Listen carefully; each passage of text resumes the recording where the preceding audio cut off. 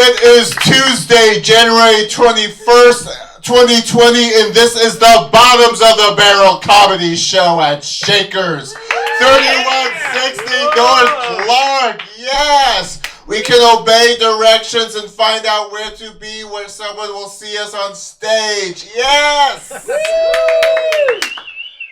Now, I don't know about obeying the rules because I paid a little bit of attention to the impeachment process today, and apparently the rules were changed halfway through.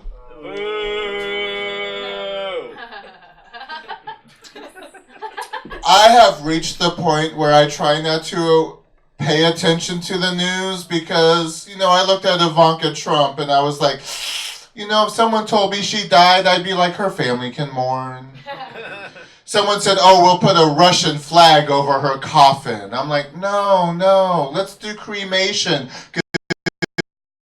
Rifles in their tanks to go to Raleigh, Virginia, and here we are. This is a new world, isn't it? I don't know. I didn't know gay marriage would cause every racist, homophobic person to come out of their closet to say, yes, I hate people. Whenever someone asks me now, do I want to join their church, I just have to ask, how many children has your pastor raped? And they say, I don't know. No budget, no future, no morals. Yes, thank you. If we anger you on your way home, I did something right. Oh goodness, that's one of those things I have to view Facebook and I have to realize maybe I shouldn't be Facebook friends with a guy I had a bad date with 10 years ago.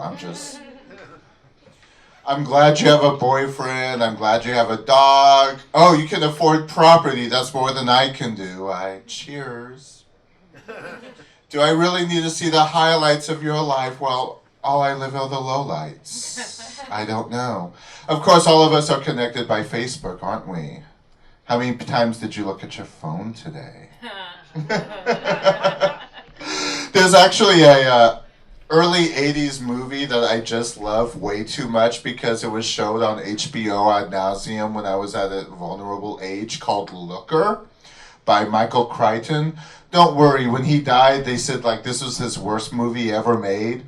But in the course of the movie, advertising execs realize they can control people through subliminal messages, and then they download Lori Partridge from the Partridge family to sell to you.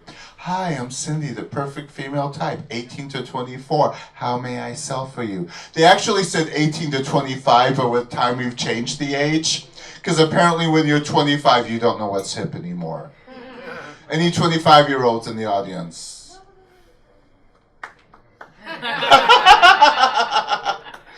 It's okay, whenever people ask my age, I say timeless.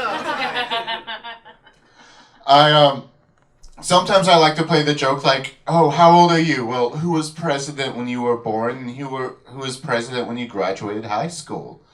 And I always say, well, when I graduated high school, it was Clinton, and I wasn't born in this country. So yeah, when you talk about the people seeking asylum and immigrants hanging out at the border, just try and figure out which side I side on to. And because this is all audio, I am white. I am a Dutch-Swedish mix. My father was drafted in Vietnam before he was a U.S. citizen. Okay, I do not know what my citizenship means other than I cannot run for president. Boo! So, give a round of applause for Joe behind the bar. He's our bartender here at Shakers, 3160 North Clark. And we have drink specials tonight. It's $3 bottles, $4 well drinks, $4 Jaeger, and Fireball shots. We have those huge, giant Long Island iced teas. I look at the glass and think I could take it the other way. Girl can dream. And if you don't drink, don't feel bad about that. You can buy me a drink. Vodka's my little black dress. It goes with everything. Someone tried to test me on that. They're like, vodka prune juice? I'm like, that's the Trotsky. I'm going to become a popular bitch in the nursing home, okay? All right. He just bleeped me. So as you can tell, I probably am not right-leaning. I'm left-leaning. I'm trying to do aerobics this year. I'm already... don't judge me, okay? Jane Fonda is over 70 and looks amazing. Okay, those videotapes work. I damn myself for not doing them. I mean, she teaches you to do the knee lifts, the grapevine, sunshine arms out, and in, and this move. I call it paying the landlord. And if you're judging me too much about aerobics, I recently had to sign up for physical therapy where I have to do the No Me Malone and thrust it, thrust it, thrust it, thrust it. And yes, I know if anyone here does physical therapy, I was doing it too fast, but this is a show and we have to get somewhere. So we're going to bring up our first comedian. God, we talked, I don't have a swear jar, just every time I now fully believe in Nightmare on Elm Street, like if you don't believe in the boogeyman, he goes away. So every time I say that man's name, I just put $1 in the jar, and I got $4 in my pocket, and I ain't said his name yet. Let's give a round of applause for our first comedian, Raza Jafrey! I thought you were talking about my name. I was like, oh. No, not your name. Oh, okay. All right. It's good to be here. It's my girlfriend's birthday this month, and last year we went to New York City, which was a lot of fun. And we went to the Comedy Cellar. Has anyone been? Comedy Cellar. Yeah, it's similar to what we're doing here. So we saw all these lovely comics, and then Judd Apatow dropped in, and then Dave Attell dropped in. And Dave Attell is one of my favorite comics growing up. So it was a real treat. And then he was hilarious. And then afterwards, there's like a stairwell outside of the Comedy Cellar, and Dave was hanging out by himself. And my girlfriend knows how much he means to me, and he was like, "You should go say hi to him." And I'm like, "I'm not going to do that."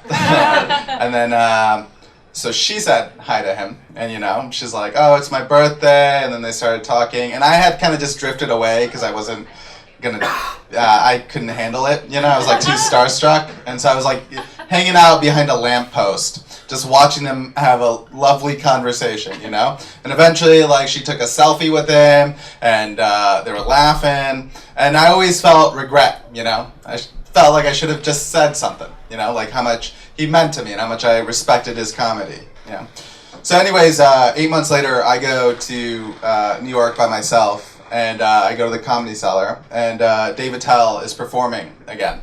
And I had drank a little bit, so yeah, thank you. No, you can applaud for that. All right. And I had some courage, so I was like, he was on the stairwell again, and I was like, I'm gonna go say hi. So I like work up the courage, and I'm like, "Hey man, I just want to say you're hilarious." And before I could finish, he's like, "Oh, all right, thanks man, have a good night."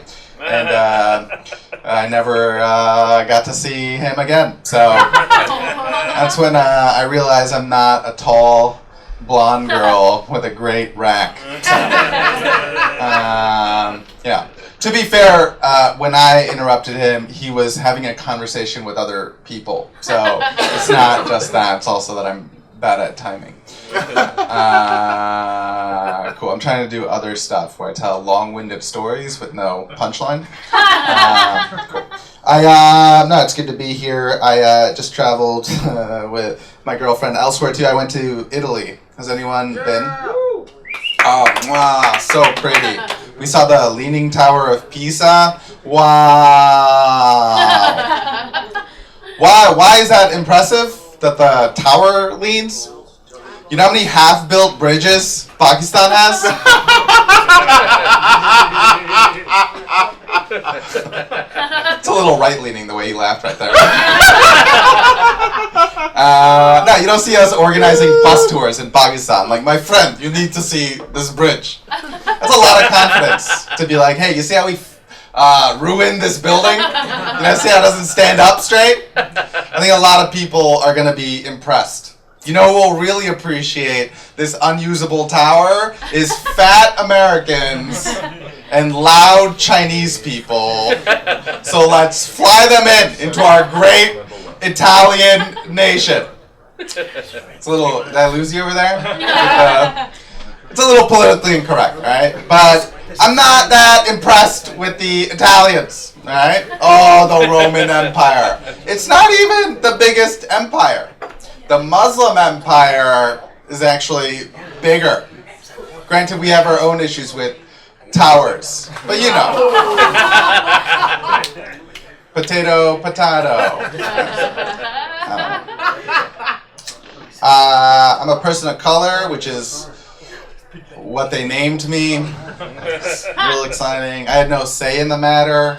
It wasn't a democratic process. Dude, I don't get it. They rename brown people every 10 years. Like it's the census.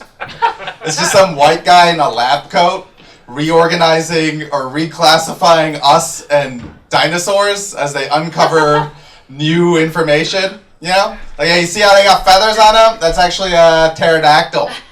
You see how they got feathers on them? Their land is mine now. Dude, that should have been the song, right? Their land is my land. No longer their land. From California. All right, thank you.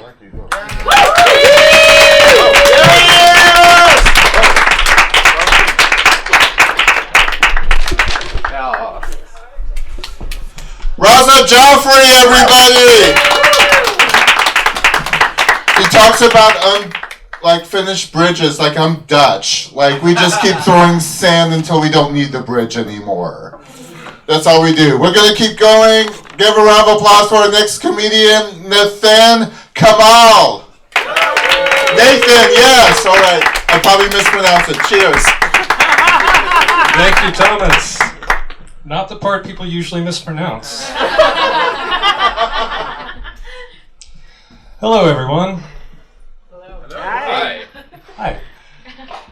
So, I was on the train earlier today for the purposes of this joke, and I got confused because I saw a sign, and the sign said, "Dear HIV, we didn't give up. XO science." And I was perplexed because I didn't know why the concept of science was sending fun and flirty notes to a disease. Like they go to high school together. Science is a pretty straight A girl. HIV is the bad boy at the school. But she's gonna fix him. Good luck, science. And it really made me wonder, what signs am I not seeing around town? Like, is there one that says, "Dear leukemia, do you think about me?" It's me, science. Or, "Dear polio, I'm over you." It's science. Or, "Dear HPV, you up?" Eggplant to eggplant, science. Okay, that's the first one. And we're going to move on to the next one. Want to get more personal? I am a middle-aged man, as long as I live to be twice as old as I am now, which doctors say is not likely. But I am constantly aging. I'm like the opposite of Benjamin Button. I'm just getting older all the time and less like Brad Pitt.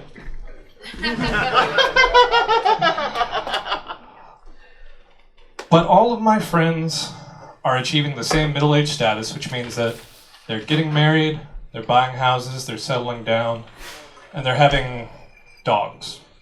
They're having kids too, but this is not about the kids. This is about my beef with their dogs. Because I don't like it when all of my friends say the same thing about their dogs. They say, my dogs are so smart. How smart are they? How dare you? But here's the thing. The dogs ain't smart. All dogs are dumb. Your dogs, their dogs. Oh, dogs, how dumb you are. What's the smartest thing your dog has ever done? Know that there's somebody at the door? That's what a doorbell is. Stop trying to get me to shake hands with your dog. We've already met. And it's getting awkward. Oh, dogs. There's worse things about them, too. Like they let themselves be led around on leashes, but not for cool sex reasons. Like a normal person. They just do it because they're servile. I guess that's about all that I have on dogs. But here's 5 more things about dogs. They're mostly illiterate. Try to be better, dogs. Hitler had dogs. Don't think about it too much. It's just a fact. They have no religion, which I think is immoral. I think their paws are weird. That's number 4. And 5, the game of fetch is really only fun for dogs. And they're supposed to be my best friend. I don't even really get why somebody would want a smart pet. If you want a smart pet, get a Tamagotchi. They still exist. And I'll grant you, there are smart dogs in the world. But the smarter a dog gets, the more likely it is to tell someone at an airport that you have drugs. It just means the smartest dog in the world is a narc. Alright. One last one. You guys know that band, Bachman Turner Overdrive? Yes. Yes, a classic rock band. They do that song, Taking Care of Business. But if they were really taking care of business, they would not also be working overtime. Alright, that's going to finish it. I'm Nathan Kamal, everybody. Thank you. Yes! Nathan Kamal, everybody, playing with his Tamagotchi. You know, I was one of those sadistic person, like half the fun was to beat them so you got the snake. Oh, I thought y'all know Tamagotchi. Alright, my bad. We also talked about dogs. I have a friend who works with dogs. I was like, how them bitches? He's like, they ain't behaving. Are you slapping them around? Oh, only if I have to. Now, our next comedian, I don't know if he deals with Tamagotchi, dogs, or bitches. Give a round of applause for Allie Lewis.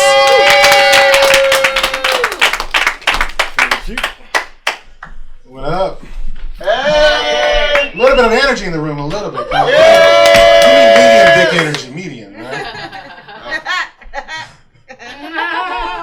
Oh man, I came to the conclusion that I need to get rich because poverty is awful and I don't recommend it. One of my first, shit, I guess there's a lot of 1%ers here, but I lived off 79th and Vincent's before, and if you don't know where that is, it's off the corner of Murder and Run Me Your Car Keys. It was awful, you know, and it was pretty dangerous where I lived. It was so dangerous that I had to walk around with my kombucha and a paper bag just so I can fit in. It was pretty bad.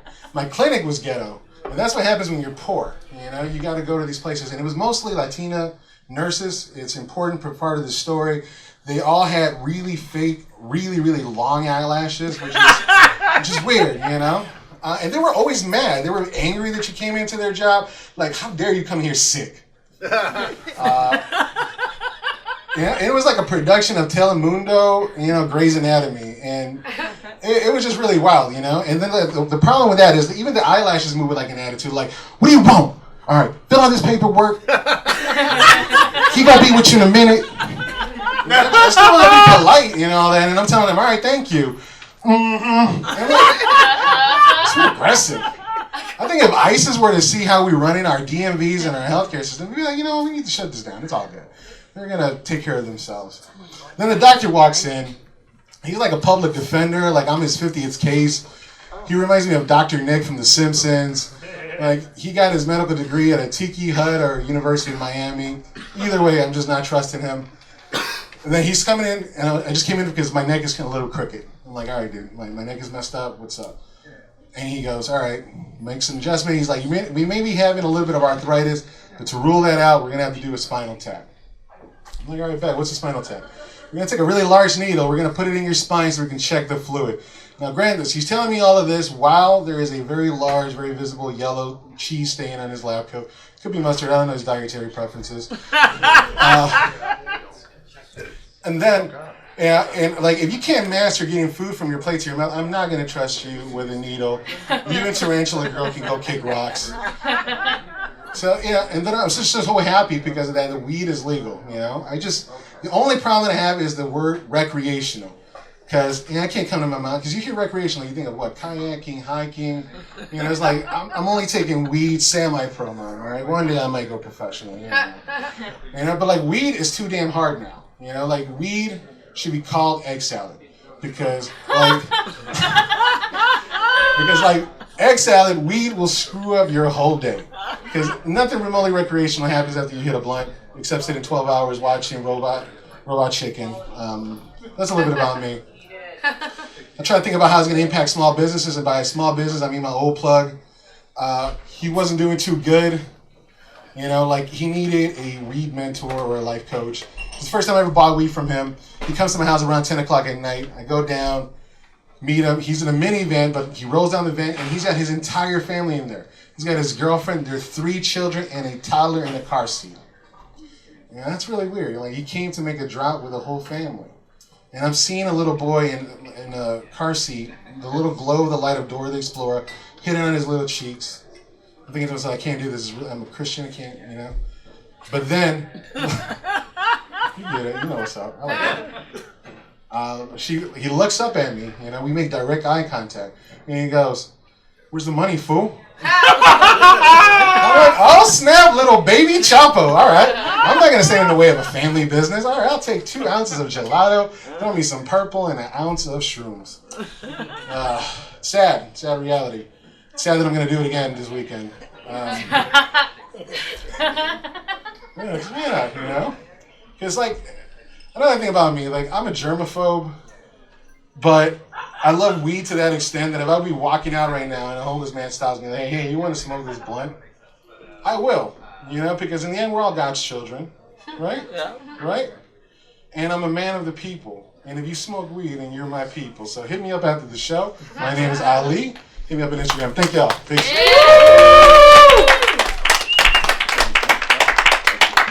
Give a round of applause for Ali, everybody. Yes! Yes, he talked about living someplace that was questionable. When I first moved to Chicago 13 years ago, I was young, fresh out of high school, college, first divorce. Old ass. But I was told to live off of Halsted.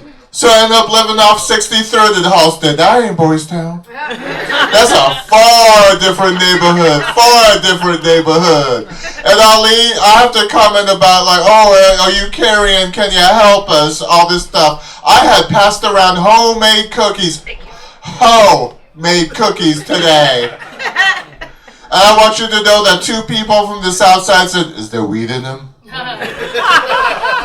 I said no, and they turned down my cooking. They turned down this sweet cooking. Now, someone who didn't turn down burning up this mic, though, is our next comedian, Autry. Yes.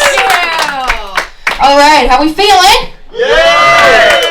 Yes, I'm feeling good too. I do feel like I'm pressing my luck though, because my therapist called me funny today. So I know. I was like, I should not leave the house. This feels like a test. I'm in my 30s. Clap it up if you're 30 and over.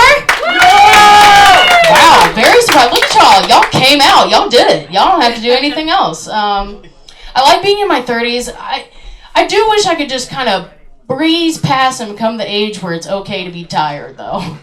You know, like people ask me out, like to go out now, and I'm like, no. They're like, what's wrong, Amber? You don't party? You're lame now? I'm like, yeah. Like, if I ask my granny to go to the store, she's like, I'm on oxygen. Do you want this to be the last thing I do? I'm like, that's where I'm trying to be, halfway to the grave. My granny's not halfway to the grave. Actually, just last week, she became in the grave. It's cool. It was a week ago. It's funny now. My granny did pass away. And when you lose a loved one, like, people show up at your house unannounced, which is, like, the best part, right? And my grandpa's sister showed up at my house, and she was like, hey, I heard you lost your granny. And I just want you to know that I firmly believe in heaven and hell. And your granny is in purgatory. I was like, what? Is that supposed to be comforting? Like, you're coming with a lot of opinions and no casserole, lady. Like, I don't understand. Christians are so confusing sometimes. Like, it's very confusing to me, Christians, they believe in hell, but not global warming. Like, heat rises, you know? Doesn't that just make sense? I used to be a Christian. It was like some of the best times that I had. I was a Christian when I was 14 years old, and we used to go to these really fun things called retreats. Did you guys ever go? Oh my gosh. Ugh, wild. And the best part is I didn't really know what was going on, but I just knew that I got to cry with 14 of my best hormonal friends in a big stadium. I was like, that sounds great. And we would just be in the stadium crying, not really knowing what for, and they'd be like, it's for Jesus. And I'm like, of course it's for a man. Oh. They did have great bands, though. I saw a lot of white rappers, which is very exciting. They were all mediocre, but all going to heaven. I saw this guy, Toby Mac, and he had energy, man. And I remember when I saw him, he did this bit, I'll call it, where he was like, you know, the Lord works in mysterious ways, guys. The Lord works in mysterious ways. And then out of nowhere, this guy uses a speaker that is a hidden trampoline and jumps into the crowd of me and my friends. And of course, we're crying, right? So we just step to the side. And boom! This guy hits the concrete floor.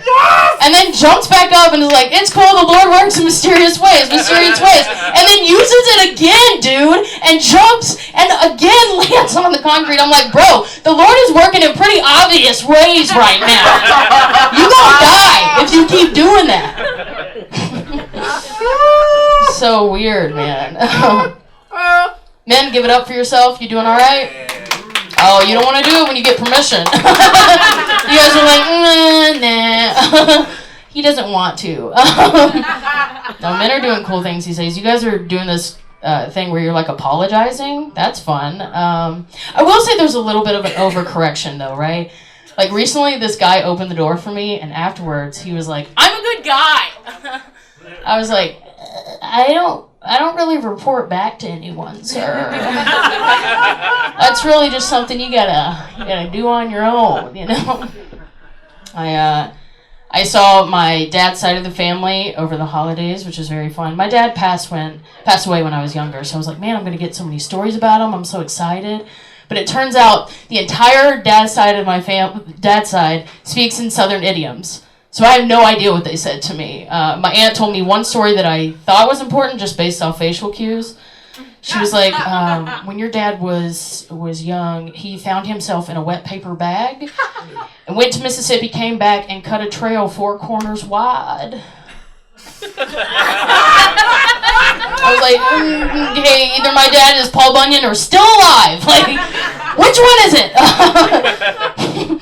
I do want to say I don't hate Christians. I actually admire them a lot. I admire them for their conversion abilities. Like, if you're not a Christian, they will get you. I feel like the only other group that's that good at converting you is lesbians, right? And it's crazy because they both promised a second coming and never followed through. Amber Autry, thank you guys.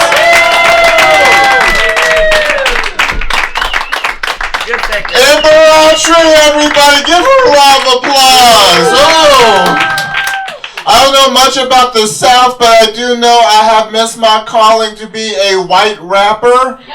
Yes, I am over a certain number, like, I'm younger than Eminem, but like, I'm still over a certain number, so my dream of being a rapper called T-Cell is gone.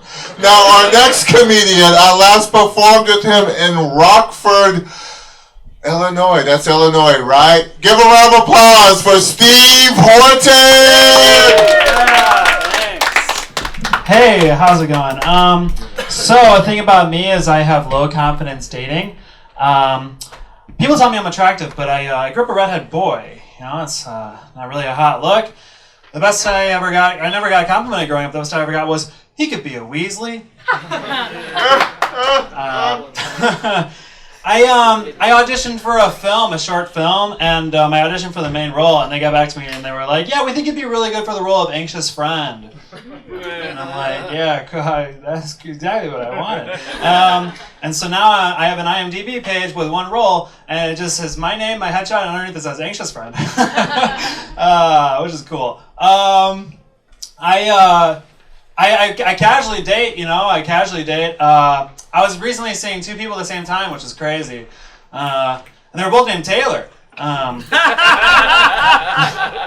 I messed it up because I called one of them. Wow, I'm stuttering. Oh no, that's my anxiety coming out. Yeah. So I have a nervous stutter sometimes. It makes it hard to do this, but I just power through. But here's my impression of a guy. Okay, because I think if you have a stuttering problem, you can do anything in this life except for haiku. Here's my impression of a guy with a stuttering problem reading a haiku. The leaves.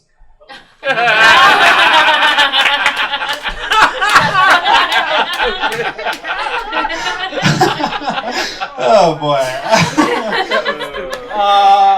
Yeah, I heard that in front row. Someone's like, that was stupid. It is stupid, I know. Most of my jokes are very dumb. Anyway, but I like it. Yeah, so I was dating two people, right? What were they talking about? Yeah, two people. They're both named Taylor.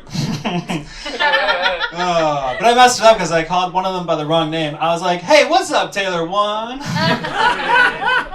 She's like, Taylor 1. I was like, yeah, you're Taylor 2. I don't know. It's hard, because I want to be more confident. I feel like confidence is like what makes you a man, Like, any confident men here, hey, where am I men at? All right, there. Okay, makes it nice if you're a man. Yeah, okay. Hey, men out there. Hey, we got some men out there. Hey, you know what men love, don't you? Men love tools. Yeah, men love the tools out there. Hey, you know what else men love out there? You know what they love? They love motorcycles. Rev that motorcycle. Yeah. You know what else men love, don't you? Men love celery. Bite the crap out of that celery. Bite the. All right, you know what men hate? The Vietnam War. Lost a lot of good men out there. That's the end of that joke. Okay, I just lost my mind for a second. What were they doing? So I don't know what my identity is. We all maybe not.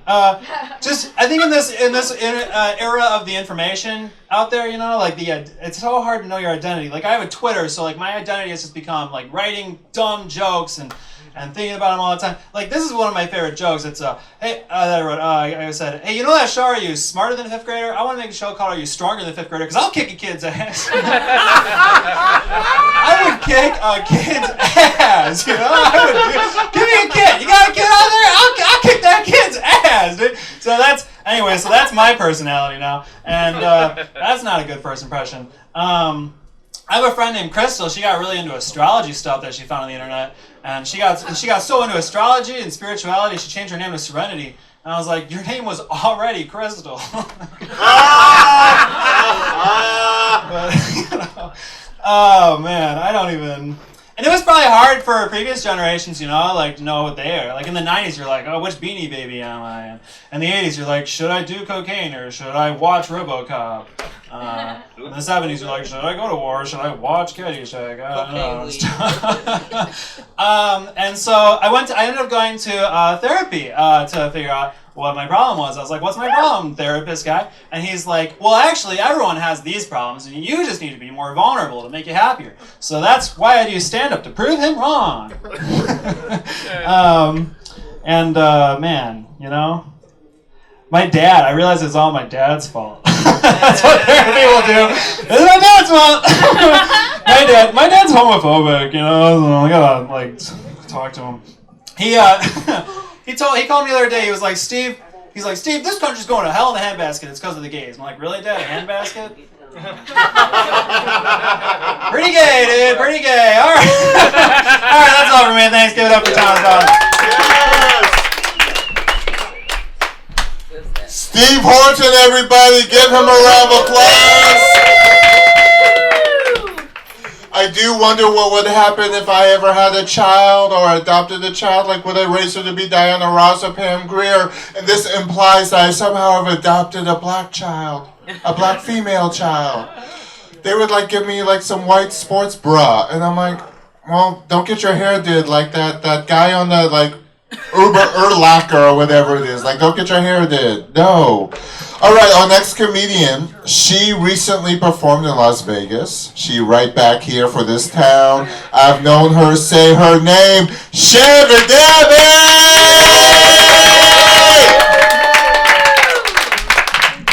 Hey, y'all give it up for my friend Tom. We've been doing comedy about 13 years together. All right, before I get started, I want y'all to give it up for me because I'm a survivor of the Big C. Yo!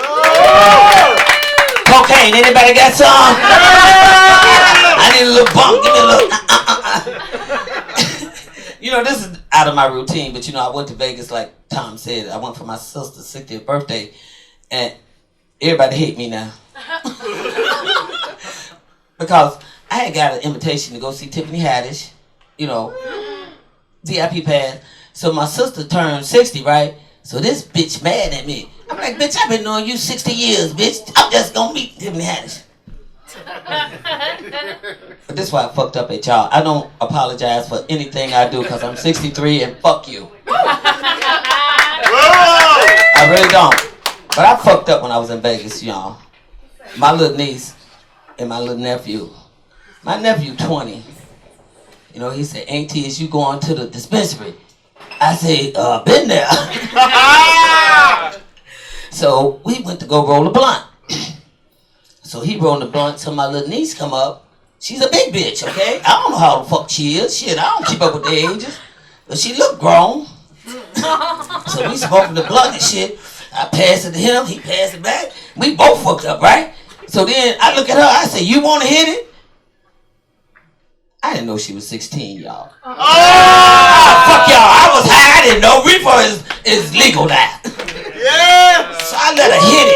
So I gave her a little wise up because her mama in there. I said, girl, when you come in, the bathroom right by the door, go in there, wash your hand, you know, clean yourself up before your mama see you. So I had came in, I was high, I was sitting there. My nephew come in, he fucked up, right? So her mama look at him, and then he look at her. This bitch's eyeglasses done fogged up like Mr. Magoo. Y'all know Mr. Magoo, that's back in the 60s. That bitch has Mr. Magoo eyeglasses on. So her mama ran to her because I told her to go to the bathroom. Her mama ran to her, met at the bathroom. She said, let me smell your fingers. She said, you been smoking weed. Who you been smoking with? She said, Auntie Deborah. I said, bitch, you don't know how to lie. Oh! So I apologized to her mother because y'all, I was wrong. You know what I'm saying? But I'm old school. You know, back in the day, if you was smoking or you was drinking, your mama said, come here and sit down at this table. I want you to smoke and drink with me. And you're going to drink till you fall out. You're going to smoke this cigar till you pass the fuck out. So that's what I was on, y'all. I was on some cool auntie shit. Her mama didn't like it. Oh. So I apologized. And I apologized again. And then when I got home, I said, I regret what I did. But fuck you and her, goddammit. I didn't offer her no cocaine. Yes! Alright, that's my story. Y'all ain't laughing at the shit, but it was funny to me. But I really try to make my comedy about sex, drugs, and rock and roll. Yes! I love my white people because y'all always said I did. The black club, them up, be like, and bitch. I like to talk about... Fuck it, I'm drunk. Anyway. I like to make my comedy about sex, drugs, and rock and roll. But it's the sex I don't have, y'all, and the drug Vicodin I take for the pain in my knee. It make me rock till I roll over and go to sleep. So I went to the doctor about the pain in my knee. And you know the doctor can always find something wrong with your ass, right? He gonna tell me my vitamin D was low. I said, I know it is because I ain't getting none. Yeah. No D-I-C-K for me.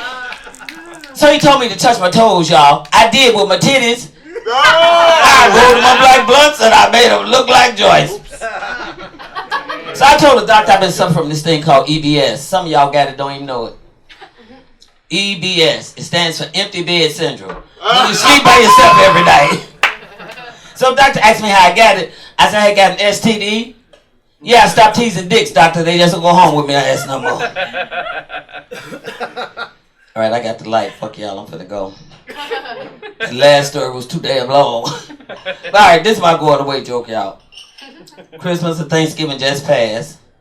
So I went to the tattoo parlor. I said, Mr. Tattoo Artist, could you put me a turkey with all the trimming right here on my left inner thigh? I said, but on my right inner thigh, won't you put me a Christmas tree with all the trimming? And he did. He stepped back. He said, Miss Chevy, I never question people about where they get their tattoos and why. He said, but it's puzzling me. Why would you get a turkey right here and a Christmas tree right here? I said, for one reason. I'm tired of my old man saying ain't nothing good to eat between Thanksgiving and Christmas, y'all. That's my time, y'all. I'm Chevy Debbie. Say her name, Chevy Debbie! Say her name! And just to let everyone know, yes, we bleeped all of that out, honey. We had to bleep out a whole bunch. I mean, my baby be from Detroit, but FCC, I know they don't like anything darker than khaki. We're going to give a shout out to Joe behind the bar. He's serving us drinks here at Shaker's. $3 domestic draws, $4 whale drinks, $4 Jaeger, $4 Fireball shots. Someone bought me a drink, but it ain't been one of y'all. Why ain't no one buying me a drink? I see empty hands. I see crossed arms. Now our next comedian coming to the stage. Give a round of applause. He has an umlaut over his A. Justin Schaffer.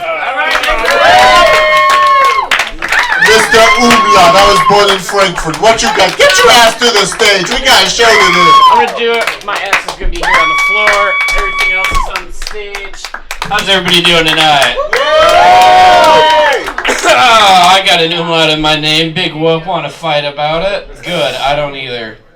I just don't like the idea of people being able to search me on Facebook without knowing where the character map is first. Oh, that was a horrible opening joke. Alright, that second one was a little bit better. My name is Justin Schaffer, and today I achieved the millennial dream. I bought a full tank of gas all at once. That's right, I close on Friday. My New Year's resolution is going well so far. This year I've decided to get my girlfriend pregnant. Oh! And leave town! Yes! Yeah, that's right. I'm going to be a single dad this year because nobody is more motivated and more on the up and up than a single dad trying to get right with his baby mama, get his foot untangled from the microphone cord, and get his kids back. You know, single dads, they eat keto, they do CrossFit, I do 12-ounce curls, and a whole lot of sit-ups off the couch. Single dads read books. They know The Secret. The last book I read was One Dough, 100 Cookies, and only because I thought it was a sequel to Two Girls, One Cup. I like books with really obvious titles, like The Hobbit, There and Back Again. You know he's going to be okay. He got back again to write the book. And this is a rule that I've noticed doesn't really apply to strip clubs. I don't want to break it to anybody the hard way, but the Foundry is not a real foundry. Either that or I vastly understand corporate dress policies. They wouldn't let me in, though. I'm not a member of the strip club. And let's be honest, I have no business going into any buildings on the South Side. That's how a guy like me ends up getting cast in a Netflix murder recreation. It's like, we need a guy who looks like he's trying really hard to pass as human, but only gets it right on accident. And that's just me. I fit the bill. There is one advantage, though, that not single dads have over single dads, and that's the whole childcare thing. I don't know if any of you have ever worked with a single dad, and they've had to bring their kids to work. Because kids, let me tell you, are dead weight.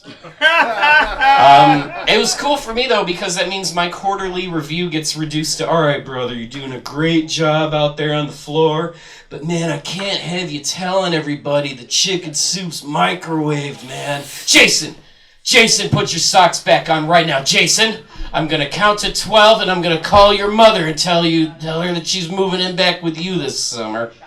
Jason, dude, just do a good job, and remember, man, just keep it cool while you're on the clock. Now get back out there, Jason! I can't take care of anything though. I shouldn't have kids. I killed my sea monkeys. I don't really feel bad though because sea monkeys aren't a real pet. You get them at the toy store. You don't get. You ever buy sea monkeys at Petco? No, you get them at like the toy store that's closing down. And I killed them. I was moving in January, and I left them in the middle console of my car. You know, when I was moving, so they wouldn't splash around. And I come out the next day to go to work, and they're frozen solid. And I know they come that way. But, you know, I left them at room temperature, they didn't wake back up, and I just gotta call it a loss. I don't know how many of you have ever killed your birthday presents. It's not a great feeling. Actually, I had a birthday this year, nobody got me any sea monkeys. I turned 32, which is kind of stupid. You don't think about being 32 unless you are 32.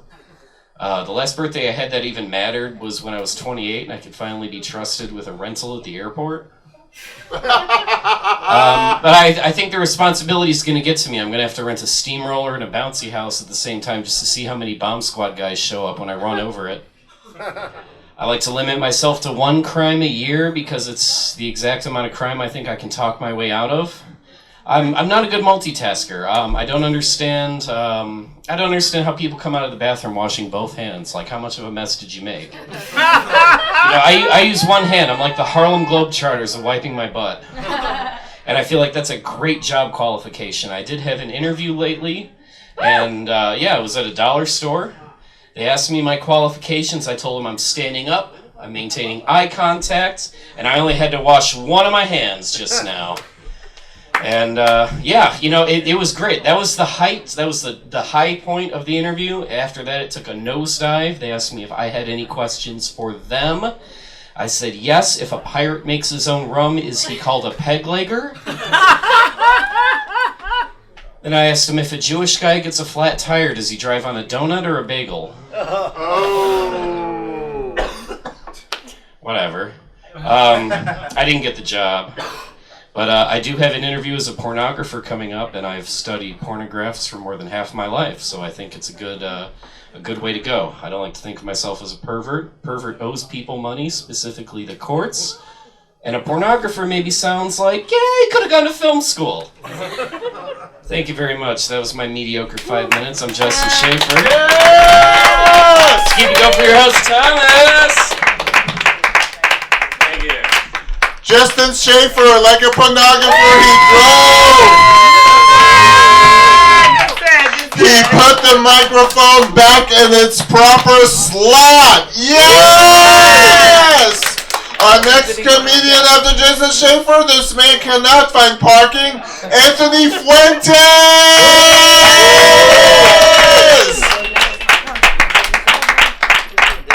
How y'all doing tonight? Man, I walked like 3 miles to get here. I was like equivalent to the Boston Marathon. I'm for real. I know y'all look at me like I look like the fat version of Pitbull. I look like Pitbull. That's because I gained mad weight since I moved here from New York. Anybody been to New York before? Yeah. Right? My kind of town. All right, that's what I'm talking about. I moved over here, not to Chicago though. I moved to a suburb called Round Lake Beach. Anybody heard of it? Yeah. Yeah, I know. I lived there and I don't even know what the fuck it's at. I'm saying, excuse me, I'm sorry. Part of my French. I gained mad weight since I moved here. You know, I used to walk all over the place in New York. Now everywhere I go, I drive. And I stay home all day. I watch TV. Anybody watch TV? Yeah. Ever watch that Walking Dead show? Yeah, that's fire, right? That show is hot. I watch it, but I criticize it at the same time. You know, because I like to see the realistic stuff on TV, and I don't see it in there, because I'm like, why ain't there no fat zombies? Walking Dead. You know what I mean? I see all these skinny zombies, I'm like, damn, they in shape. Where the fat people at, man? You ain't tell me you couldn't catch one fat dude? I walk up the stairs and I'm out of breath. You know what I mean? But then I thought about it. I said, it makes sense, you know what I mean? Because can you imagine my fat ass as a zombie? You know what I mean? Playing the part, you know, all they do all day is walk. Right? They, it'd be me, I'd be like,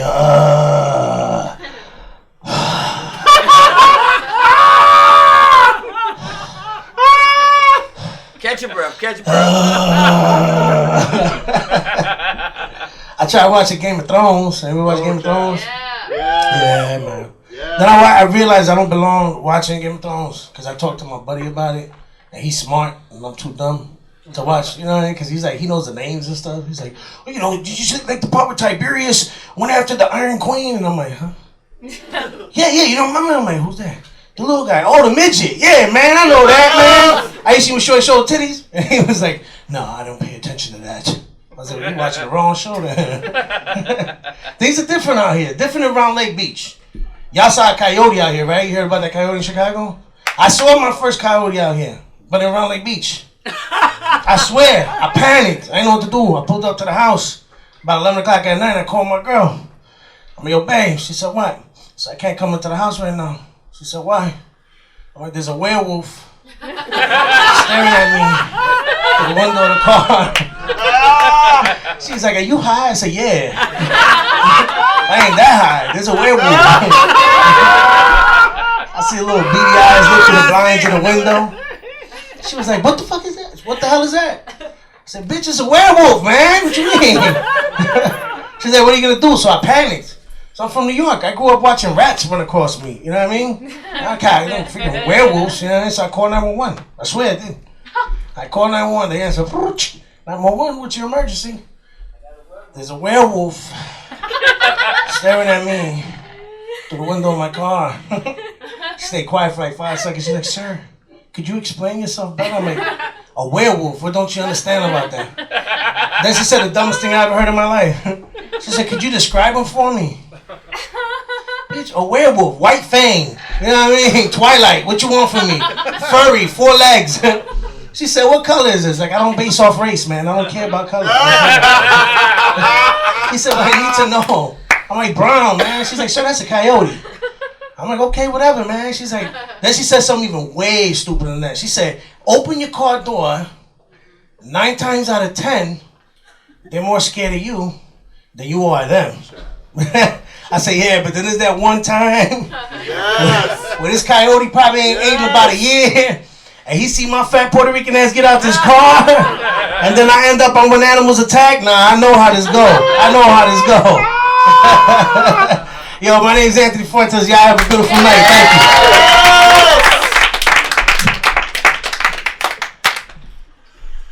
Anthony Fuentes, everybody! Ciao. Let's bring up our next comedian, Mary DeMan! Oh my god.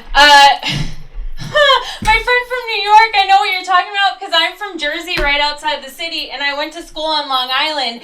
And in the one, 3-foot square area of the wooded area where I went to college, my friend and I saw coyotes, and I've never run so fast in my life!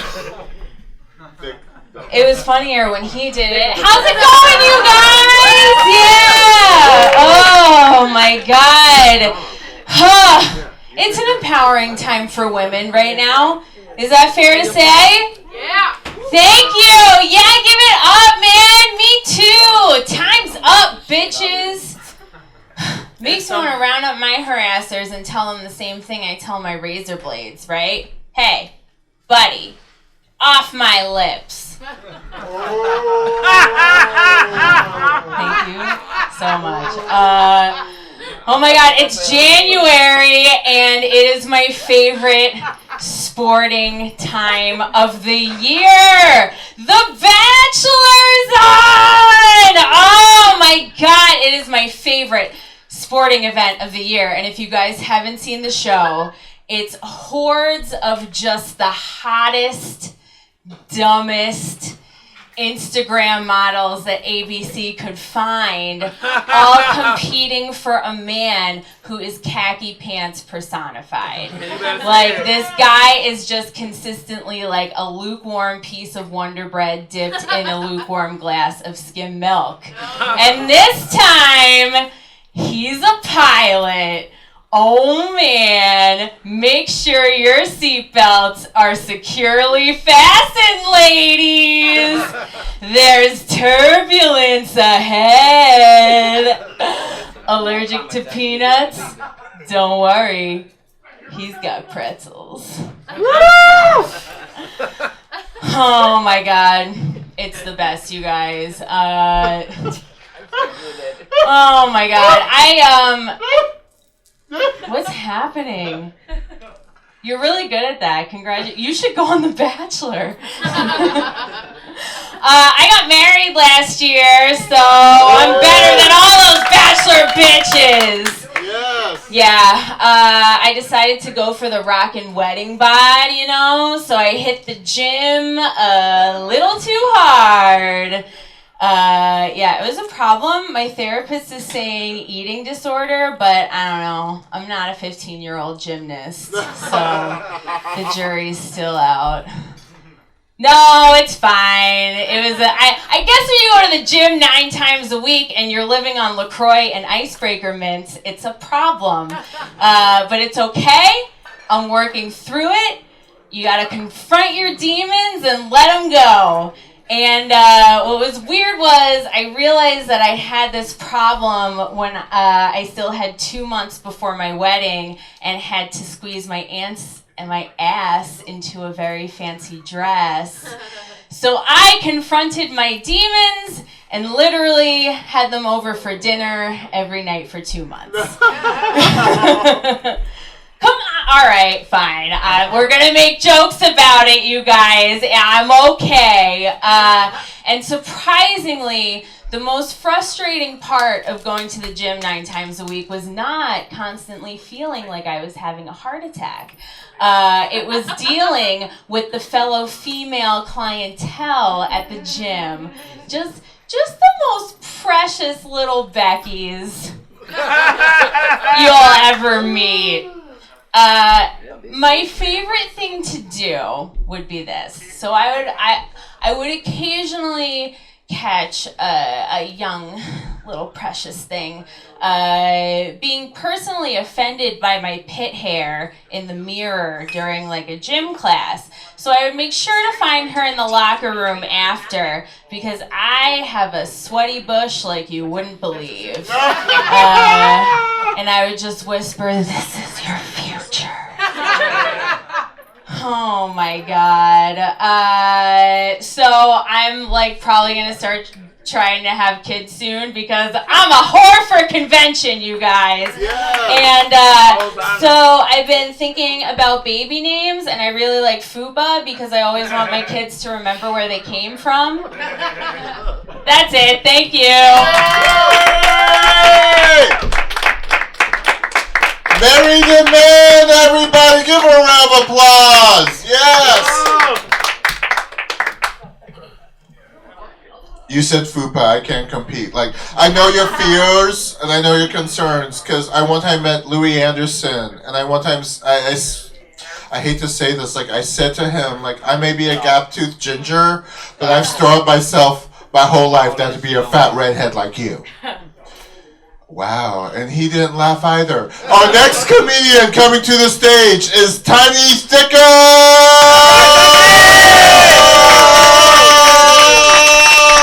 Girl, don't act like I didn't tell you were next. Hey, y'all. I usually say, can I curse for this 1 minute? And you can bleep it out. I'm ready. Yeah, hey, motherfuckers. All right, you go back to your recording job. Pay $5 later. But hey, I am Tiny Thickems. I am from the west side of Chicago. West side? Yes, I'm one west side up in here. All right, so a little bit about myself. All right, I used to be a lesbian. I'm part-time now. I'm only a lesbian Friday through Sunday. At 12:05, I'm back on the, you know, the shrimp. Got it, shrimp. So, all right, so I tried to do my little lesbian thing. It was cool. It was fun. I was with her for all the holidays, Thanksgiving, Christmas, New Year's. So I was like, girl, you better be grateful for me. Because this Thanksgiving, Christmas, I'm your gift. New Year's, and that's when she started pissing me off. I left her for a guy.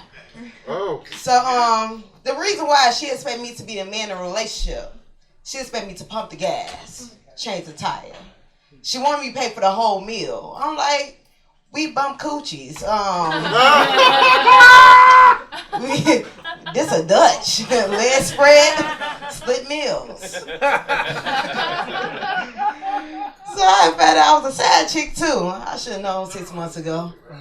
Cause he kept on giving me sad meals. Cornbread. Oh shit, this white people. Potato salad. Coleslaw.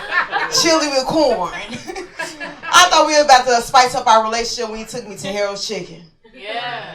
He said, y'all know that. All right. So, he said, can I get 4 wings, 8 wings, and an extra order of fries?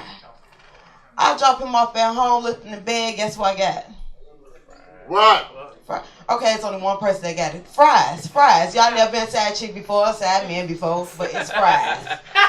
Damn, y'all went to good schools. He the only one that went to CBS. Okay. So, all right. So I don't like the South Side. For the people that stay on the South Side, I don't like South Side like that. It's only because I almost got robbed out South. See, when I'm out South, I was looking sophisticated. You know what I mean? I was looking very good, sophisticated. I had my little heels on. I was on the bus. So this girl, she stopped at a green light. I never saw this before. Now on the west side, I ain't never saw a girl stop West side? West side. I ain't never saw a girl stop at a green light before. So she got her car and she was cock at it. So I didn't know which way she was going. So I felt like we was dancing. So I'm like, okay, we dancing now. So she was like, and she stole off me. I got quick reflex, you know what I mean? So I grabbed her hand. I like, girl, what's your problem? She said, give me your squares. I said, squares. Then I smoke cigarettes too. She said, give me your phone. I'm like, no. First of all, you smoked a lot of squares. So I saw the buses on 730 and Halstead. So I started running towards the bus. I looked back. Her big friend got out the car. See, I don't like big people like that, especially if they got a big top and little legs. She looked like an hourglass. I'm like, all right, she know how to run. So I ran on the bus. So I looked on the bus. I'm like, these broke South Side females. I realized I am not going to get jumped on out South. Yeah, that's my South Side story. But I love the North Side. I feel comfortable. So if you females out here, I'm available on Friday. The beds still go in. I just on Mondays, I'm back with guys. They don't stress me out that much. Women, periods, angriest, and we can fight. See, I don't even know if I can fight, so I don't got time to call the police on you. Or that's why I thought that was a porn light. But Just 1 minute. Okay. I can't close my jokes now. But you can take this out. All right, I'm finna close with this. Ladies, suck your man dick, all right? It is a lot of bitches out here that will suck your man dick, and that bitch is me. My name is Chang. That's my time.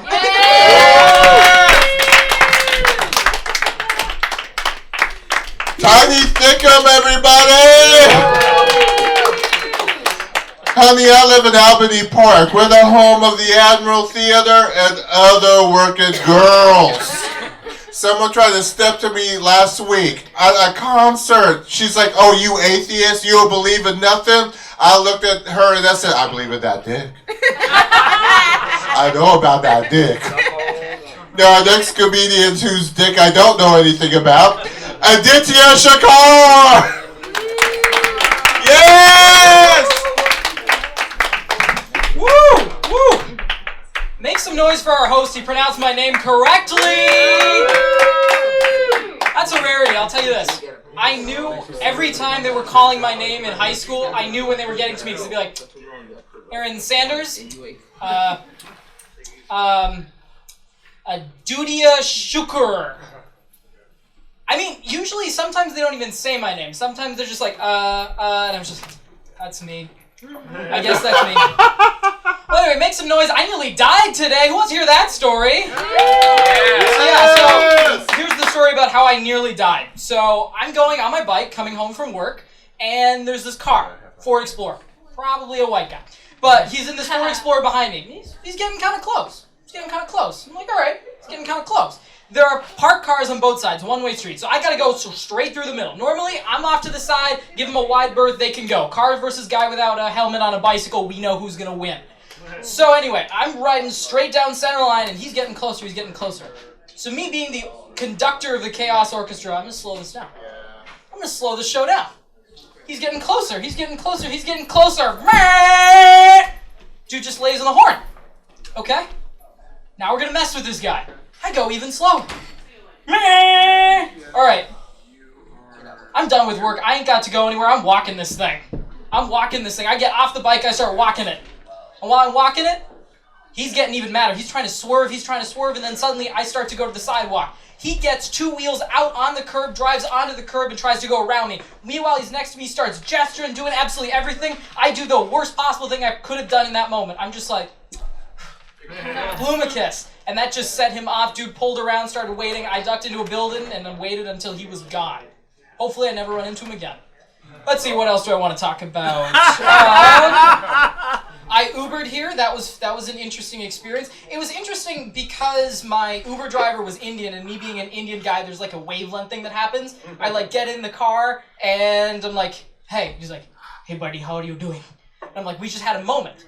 And then we were going to this red light, and the car in front of us did something very interesting. He opened his door, and he just spilled out a whole bunch of trash. Like, it was like a trash collector. It's like a garbage truck had tipped over. All the garbage was just coming straight out of his driver's side.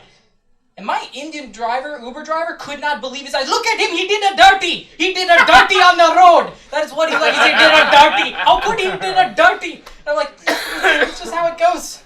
Indians, they're just something else. You know, the world's worst drivers are in India, which I thought was really funny that this guy was the maddest I've ever seen. He's like, look, America roads are so clean, he did a dirty on the road. I still cannot get over how funny that was. Let's see, who else in my life is Indian? I got Indian parents, big surprise. It'd be funny if like my mom was named Sarah and my dad was named Tom, the last name was Johnson, you gave birth to an Aditya. Like, you wouldn't expect that to happen. But anyway, both my parents are Indian, and really funny thing, my parents don't get a lot of American customs. So Halloween was a big thing, and I grew up in a neighborhood with a lot of kids.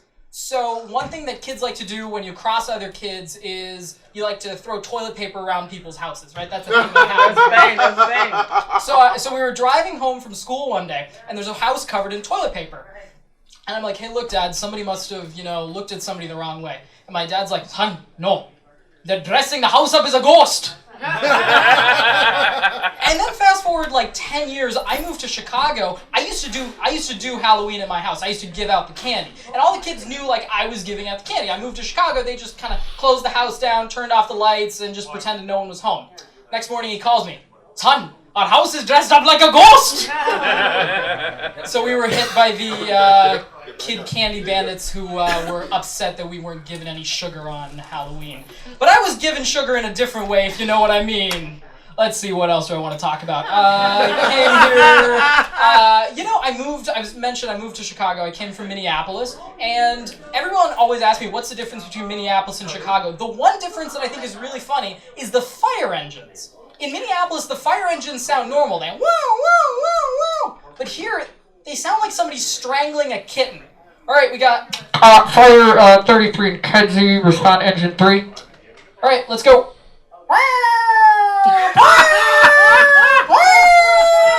And I just think it's the maddest thing because the fire trucks here sound like somebody's strangling a dead kitten. Anyway, I hope nobody strangles a kitten here tonight. I'm Aditya Shekhar. That's my time. Thanks so much. Yes! Aditya Shekhar, everybody give him a round of applause! Yes! He talks about national heritage. I'm Dutch. My national heritage is Xaviera Hollander, the happy hooker. Like, I am so Dutch that I prefer Famke Johnson, or Little Dutch Girl, over Sophie Turner as Jean Grey. Oh. Now, before you get morally offended, Famke Johnson or Little Dutch Girl, Famke means Little Dutch Girl. No one laughs at that. Our next comedian, give her a round of applause, Katie Zane! Yes! Go, Katie. You might have noticed I don't have shoes on. It's because I have a moral opposition to performing in snow boots that do not look like my personality at all. Like, they have fur on them. Do I look like a girl who would have fur cover boots? Like, let's be real. Like, that does not sound like it belonged to me. I described my clit to my boyfriend earlier as being a power-up button. I just thought you guys should know that. In case anybody didn't know, that's how clits work. They are power-up buttons. So I just want to do a quick poll. This is going to be a lot of this set, just so you know, just to prep you. So I would like a responsive audience, if possible. We're all comics. Please participate. I just want to check in. Who has Raynaud's syndrome? Anybody else besides myself in the room? No, just me? Okay, let's go for a more common one. Who else has asthma? Hoot and holler if you got some asthma. Thank you. Okay. I really thought that would be a higher number of people, but that's fine. Some of y'all don't know you have asthma. That's okay. All right, arthritis. This should be a bigger number. Who has arthritis in the room? Big claps. Oh, again, some of you don't know you have arthritis. I think there was a poll earlier about who was over 30. Some of y'all got arthritis and you don't know it yet. I'm just saying. I'm sorry to break it to you. Let's try another one. This is less common, but let's see what happens. Psoriasis. Anybody else in the room have psoriasis? Anyone else? Okay, no, just me. Only one? That's fine. Eczema. Who's got eczema in the room? Who's got eczema? Okay. All right, I'm not alone there. Anxiety. You all have anxiety. I expect big claps there. All right. Well, I didn't want to scream because. All right, this one. Yeah, I was gonna say this one is smaller probably, but that's all right. Anybody else have borderline personality disorder? Oh, I get it. Yeah, see, girl. Thank you. I thought it was me alone right there with that one. Depression. Who else has depression in the room? There we go. All right. I drink when I'm depressed. This isn't going to end anytime soon. This is a point I'm trying to make. HPV. Y'all know you have HPV. That's all right. Go get tested. You will find out. You do indeed have HPV. MS. Probably the only person in the room. Multiple sclerosis. That one. Let's see. The next one, maybe, I don't know, 1 out of 3 people supposedly have this one, herpes. Anybody going to be proud about that and shout from the hilltops? No, just me? That's fine. Let's see. I think that's all of them. This was just to prove a point that I am easily the most diseased person in any room at any given time. And I just wanted to see. I just wanted to see how that would work out for me. Listen out there. I recently lost 53 pounds. All right, girl. Thank you.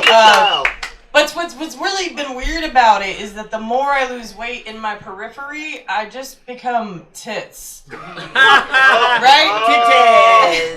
Like every day I get up and all I can see is breast. Titties. And I'm just waiting for the day where I'm just boobs. I'm just the thing that everybody has seen me in the world as for many years of my life. I'm just that person, eventually. Recently I found out, this has been really interesting for me, I started dating a man for the first time in 12 years. Right. And it turns out I like my men a lot like I like my Cheetos. White and fragile. Anybody else like white cheddar Cheetos? I'm just saying, they're pretty good. The other thing, you know what's weird, is capitalism. Capitalism is a weird thing. Capitalism gives us weird inventions that maybe we didn't need. There's a lot of innovation in capitalism because of the free market and all that. And the thing is, like, did you guys know that there's a thing that exists that we absolutely did not need at all? Which is scented trash bags. No, sorry, girl, that's fucked up. Have you ever smelled a scented trash bag? It smells like poverty. It smells like that purple soap you get from the dollar store that just makes you know that you're poor. My house is clean, but I have no money. That's what that smell is. The thing that also really bothers me about a scented trash bag is it is like such a strong perfume smell that I just imagine some poor girl, 12 years old, getting her period for the first time in some weird messed up house where they don't have other scented items. And the only thing they have is that white people trash bag that smells like poor people. And that's all she's got to cover her period shame. And that's enough out of me. I've been Katie Zane. Thank you guys so much. Katie Zane giving me guilt for trash bags and scented cat litter. Our next comedian coming to the stage, Michael Cooper!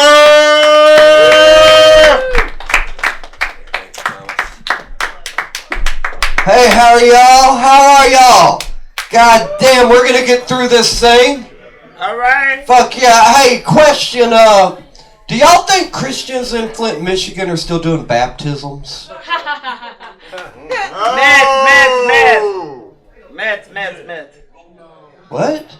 Meth. Mets? The Mets? I'm sorry, I don't know what the fuck I'm talking about. Douse them in bleach, they'll be fine. What? METH, you know what meth is. Meth. So ghetto. Christians in Flint, Michigan are doing meth, or are you referring to the massive amount of teeth I'm missing? Is that? Whatever. That's a fair roast. Anyway, I went to visit my family recently. Had a good time, you know. Got to see everybody. It was Christmas. But we're different. Okay? A week in Alabama, for me, that's a long time to have your masculinity questioned. They gave me steel-toed work boots as a Christmas gift. I make corporate training for a living. I don't like where they think my career is going. My dad said, yeah, well, yeah, that's the work you do, but you know, a man needs a pair of steel-toed work boots. I write poetry in my spare time, Dad. I don't know. Did y'all know that an Alabama queer is a Chicago toxic masculine?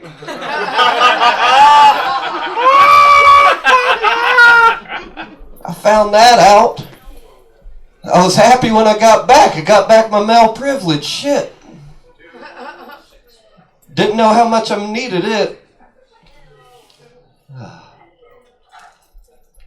I was watching the news today. If you didn't watch, no worries. The cheeks of democracy are still spread wide open. Oh, Lord. I'm not so worried about what's going on right now. I'm worried about what comes next. Because if any of y'all know conservatives under the age of like 25, ever spoken to any of them? They're not Republicans, are they? No, they're libertarians. And, you know, here's my thing. These are people who believe in small government and personal liberties. But yet, when you follow them home and bash them upside the head a few times and steal their Fitbit, suddenly it's time for fairness and government intervention. You know? Who's the biggest libertarian in Congress right now? Correct. Rand Paul. Sweet Jesus, really? Remember a couple years back, Rand Paul got the shit kicked out of him by his neighbor? Yeah. Yeah. Yeah, he did. And what was it? I'm at 20 bleeps right now. So no more cursing. Please, Michael Cooper, educate us. Hi. What's up, sweetheart? You're loud for a comic. I don't give a fuck. In the audience. So we're gonna move on. Rand Paul, everybody. Yes. Got beat up by his neighbor. Got 3 little broken ribs. What's he do? The small government man himself runs to the police. I remember when I got 3 broken ribs, I went right back to what I was doing before. I went right back to telling my mom, hey, I'm 12, I can watch a PG-13 movie.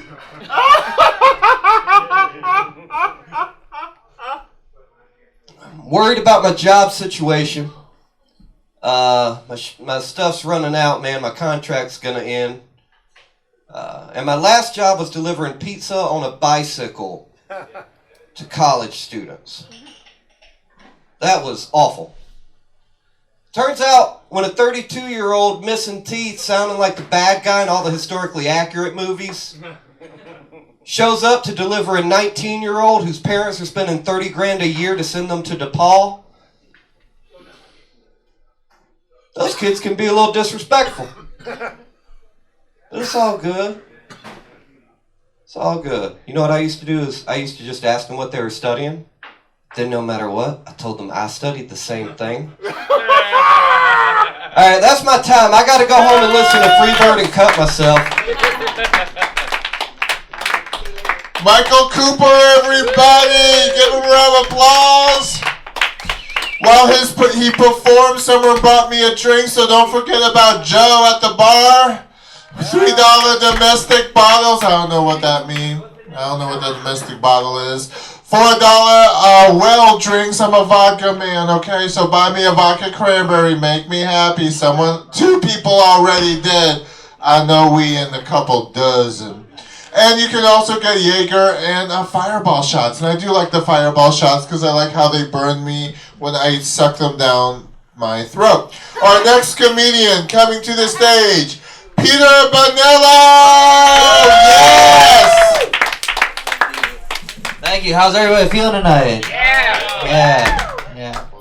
I was talking to a friend of mine the other day, and he used the saying, "Curiosity killed the cat," which I've always found weird because my cat died of AIDS.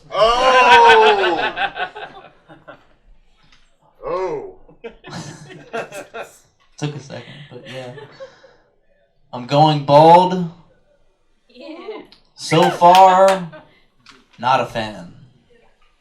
Because my dad's bald, so I just know exactly how I'll look in the next 10 to 15 seconds. But a bald man asked me how old I was the other day. I said, 25. Then he said, "Oh." I had way more hair at that age. I didn't ask. And then he said, "Have you ever thought about just shaving it all off?" And I was like, "Dude, is my cheeseburger ready?"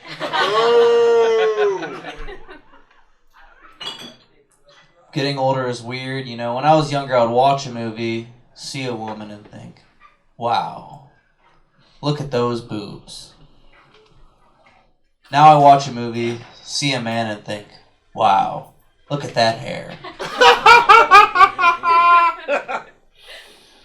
I didn't grow up in a very religious household. My parents, they didn't really believe in religion. So naturally, they sent me to Catholic school, you know.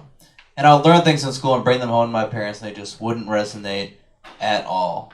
For instance, I remember learning about the Ascension. And if you don't know, the Ascension is when Jesus rose to heaven. And I remember telling my dad about that. Like, "Hey, Dad, do you know about the Ascension?" And he was like, "Oh, yeah. John Coltrane's album?"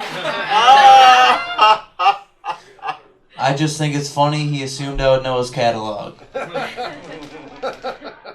I was 6 years old. Do you know how high you have to be to think a white 6-year-old will know John Coltrane? And since then, I've smoked weed with my dad, and the answer is very. He was very high. I went to a Bulls game the other week. Yeah, go Bulls. And at halftime, they said, "Please welcome out our intelligent, lovable dancers." Which I found a bit weird. Because there's one trait I look for in a dancer. It's intelligence. And I'm not trying to say anyone's dumb or anything like that. I just think it's unnecessary information. You know? Just picture yourself in a strip club and over the loudspeaker you hear, "Get ready for your next dancer. She got a 36 on her ACT. She's dancing her way through law school. And her favorite book is Principles of Political Economy. Get your singles out for Mercedes." I work in college sports recruiting. Specifically, I'm a video editor, and I came across an athlete the other day, and his name was DeColdest Crawford. No! Do you know how confident you have to be to name your child DeColdest? I mean, you have to be so sure they're going to be successful. I mean, you have to be, like, really positive they're going to be something fantastic. I mean, like, what I'm trying to say is I don't think my parents believed in me. And, you know, another part of my job is esports highlights. I've had to start editing esports. I edited a Fortnite highlight the other day. Because of the Fortnite World Cup. They have one of those. It happened a couple months ago. And the winner won $3 million. He's 16 years old. I just wish I could be there to watch his parents try to discipline him. Kyle, you have to finish your homework. No, I don't have to finish anything anymore. Here's 100. Clean my room. You know, my brother's a cryptocurrency analyst. You know, that's it. But he's actually in town right now because he's speaking at a cryptocurrency conference. And I'm speaking to you guys. My parents named him the coldest. Thank you, Peter Bernal. Give a round of applause. Peter Bonello, everybody. Yes.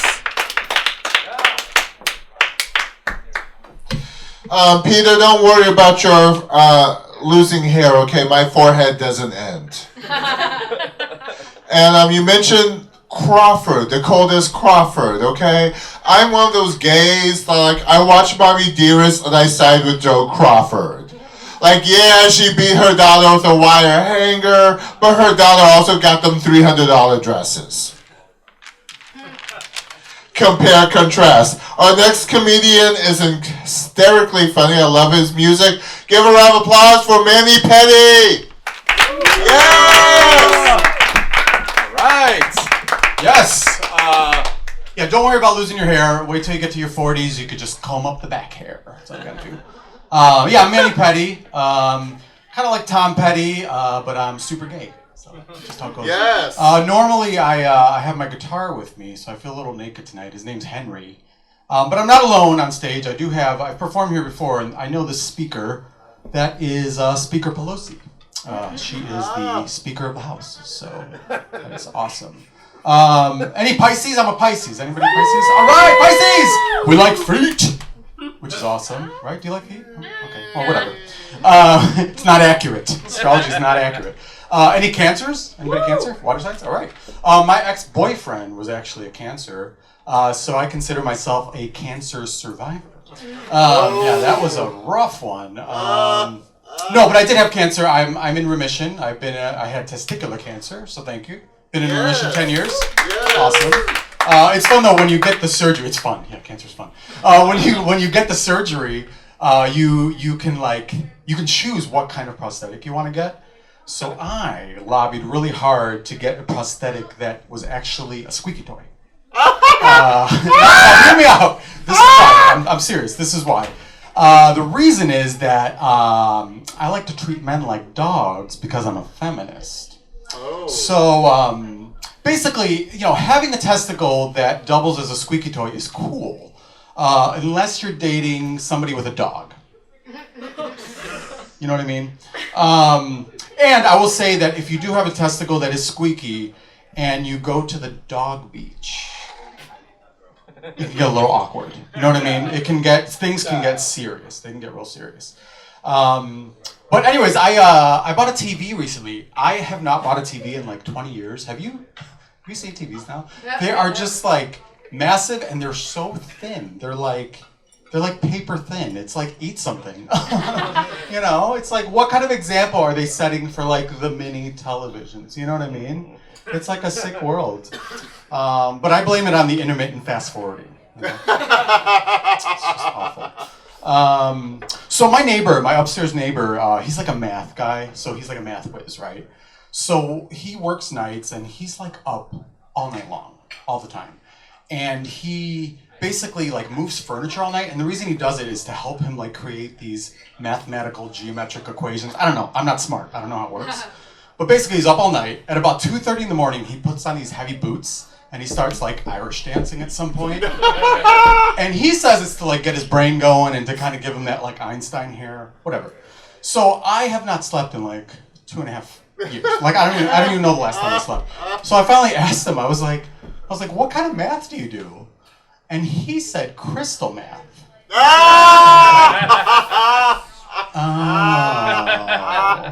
You know, like when you learn something about somebody that you've known and it explains the entire past year that you've known them. That's kind of what happened. Yeah, recently he accidentally took 2 of my Amazon packages. One was a Star Trek hat.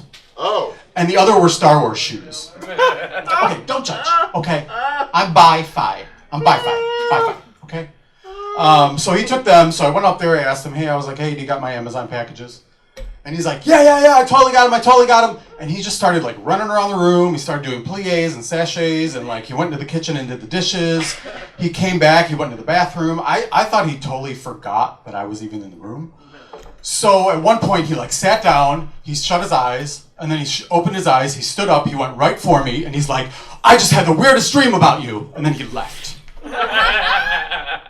So that just kind of like, it just kind of like very much sort of depressed me. Like meth is kind of like invading the gay community right now, and it just kind of made me a little bit depressed, and I sort of got into like an existential, esoteric mood about the whole thing.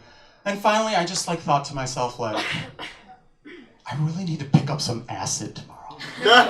Thank you so much. My name's Manny. Yes! Manny Petty, everybody, give him a round of applause. Yes. As a gay man, I seem to have an odd love for things that other people won't. I am a huge fan of Bill Black, Mark Hayek, AC Comics, FemForce. Dudes, anyone know about FemForce? The first and the longest running, still being published, issue 188 in color, coming out soon. FemForce, AC Comics. Female superhero team, where on the first cover, a busty Nazi, her top cut down to the waist as she wields a whip, is accosted by equally busty but less attired superheroines in FemForce Special number 1. Let's be honest, if you saw something like this, if they speak in complete sentences, they have exceeded our expectations. Now, I pissed off a MAGA wearer, if you will, because he's like, how do you know the Nazis the bad guys? Like, because I'm not the president. Our next comedian, I don't know if she's bad. Give a round of applause for Claire Sundbye. Thank you so much. I've so enjoyed watching everyone trip over this cord the whole time. So is anyone in a relationship here? Yeah, me too. She's great. Yes, I said she. I always get told that I'm a lesbian full-time, 24/7, Sunday through Saturday. I always get told that I don't look gay. I mean, I'm wearing flannel right now. But I always tell people that tell me that, I'm like, well, look a little closer. I rip the tags off of all of my clothing because there's only one kind of scissoring I want to do. The only straight thing about me are my priorities, I will have you know. Coming out as a lesbian was hard, but coming out as a Nickelback fan was harder. I am from Westboro, Kansas, if you know the Westboro Baptist Church. Oh. Yes, so I'm from Westboro, Kansas. So that was super, like, psychologically fun to, like, grow up there and then move here and then lick a pussy and be like, oh, I think I'm gay. So I do not go home too often, obviously. It's not like a home sweet home. Are you going to bleep out pussy? No. Cool. All right, that works. Anytime I go back home, it's not like a home sweet homo, like, type situation. Add the word cat. Cat? Okay. Got it. Thank you. Clarification. But the last time that I went back to Kansas, my parents did make me go to church with them, but the plus side was I got to use the disabled parking. So, they love that joke at the Veterans Society. But then when I was inside, I ran in... You okay? Yeah, I'm fine. Okay. When I was inside, I ran into one of my elderly neighbors, and he was like, oh, Claire, are you still up in Chicago doing that whole acting thing? You know, I always thought you'd make a wonderful teacher. You could raise a family, have a husband. That's just a really admirable career for a woman. And I was like, oh, well, I'm going to be honest with you. I'm actually gay. And then without skipping a beat, This man said to me, then teach gym. And that's like to this day the nicest thing an elderly Catholic has ever said to me. So me and church have like never really vibed like my entire life. When I was 7 years old, my mom gave me the sex talk right before Sunday Mass. I remember she did it because I walked in on my brother wearing a jock strap, and she was like, well, now you know everything. The curtain's unveiled. Gotta tell her the whole thing. And so this resulted in... I remember he was like clipping his toenails in a jock strap, and it's like, now I just have more questions. Like, why would you choose that attire for that? Anyway, so I was in church, and I'm 7 years old, and I'm like marinating on all of these facts that my mom told me, to the point where I decided to raise my hand and ask a question. And the priest came over because my parents had bought the front door for the church, so he had to. And he probably thought I was going to say something super cute, like, what's God's favorite color? But instead, I opened my mouth, and I said, Father, if the red wine is Jesus' blood, is white wine Jesus' cum? And I never got an answer, but I remember a few months later, like being in the backseat of my parents' car, and we drove past a church, and there was a sign that said, Jesus came for your sins. And I was like, well, I'll be. So, is anyone drinking tonight? Yes! Yeah. Yes, amen! You're fun. I recently found out a very fun fact. It's not fun, but it's a fact. If you go to a bar and present a bartender with an AA chip, you get a free drink. And I love that logic so much, and I wish that it worked for every aspect of life. Like, you go to Planned Parenthood with a baby, so you get a free abortion. I am very pro-choice, absolutely, 100%. I got on Facebook the other day, and someone from my hometown of Westboro, Kansas, posted as an actual Facebook status, and I quote, "Do these pro-choicers have any idea what it feels like to be aborted?" And I just commented, do you? What the fuck does that even... Ooh, what does that even mean? What the pussycat does that even mean? I have a lot of abortion jokes, but they're just not really fleshed out. And I wouldn't want to beat it to death. But a joke that I thought of before I fell asleep last night actually was it's so stupid. If the Statue of Liberty had a chemical abortion, what would you call it? A miscarriage of justice. See, it offends people who've had miscarriages, people who've had abortions, and people who love America. Okay, one last one-liner for you. So, as a lesbian, people always ask me if I've ever had sex with a man before. And I always tell people, the only man who's ever put any of his body parts inside any of my orifices is my dentist. Because his dick is just that awesome. Yeah! Thank you so much, I'm Claire Sundbye.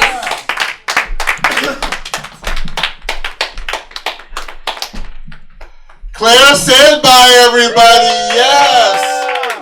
I have a couple friends who are dental hygienists. I call them place in your mouth Patty. Wow. I lived in like Topeka for 3 months. I did, yeah. Thank God that's over. Our next comedian, he saw me celebrate my ability to drink on Gay Pride because he bumped into me on the train going to someplace better other than to be involved with me. Give a round of applause for Robert Rule.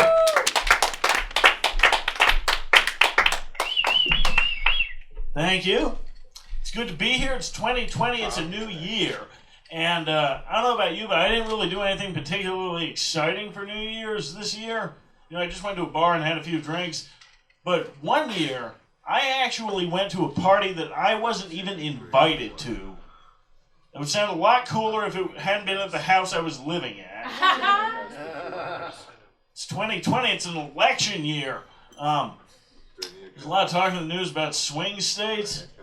I don't really get what the big deal is with swing states, you know. Who cares if they play jazz music at the polling places? Personally, I am a Bernie Sanders fan. Yeah, you can throw stuff at me later. No, but I do like Bernie Sanders, but I realize a lot of people don't, and some people say, Bernie Sanders, freaking socialist, wants to make everything free. And the funny thing is, these are the same people who shit a brick if an ATM in the bar has a $2.50 surcharge. But there's some good news with the new year. New year means new movies are coming out. I don't know if you heard, but they're releasing a biopic of Bruce Willis.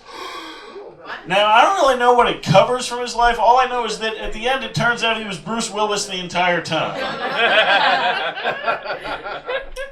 Starting this year off on a good foot. I live on my own now. No roommates. I'm in the studio. It's awesome. Yes! Unfortunately, though, I've had to buy stuff for my apartment, and some of the stuff I bought from thrift stores. And I like the idea behind thrift stores. You know, a place where people can go to buy the things they need at affordable prices. And people need things like coats and dinner plates, and apparently a VHS copy of Batman Returns. As I said, I don't have any roommates, and that's awesome. I've had way too many roommates in my adult life. I even had a creepy roommate, which is hard to believe since I look like my high school class voted me most likely to publish a manifesto. But hear me out. This guy was a conspiracy theorist, so he would say really weird things to me like, Robert, don't use Facebook. You know why? Because Facebook is owned by the FBI. FBI? It's not a coincidence, Robert. Or he would say, Robert, get off Gmail right now because Gmail, it's not Google Mail, it's government mail. I'm just like, I don't think you know how initials work, man. I mean, by your logic, the CIA owns Chipotle. And Kanye West owns KFC. And you can't trust the pictures of Earth from NASA because NASA is owned by Nicolas Cage.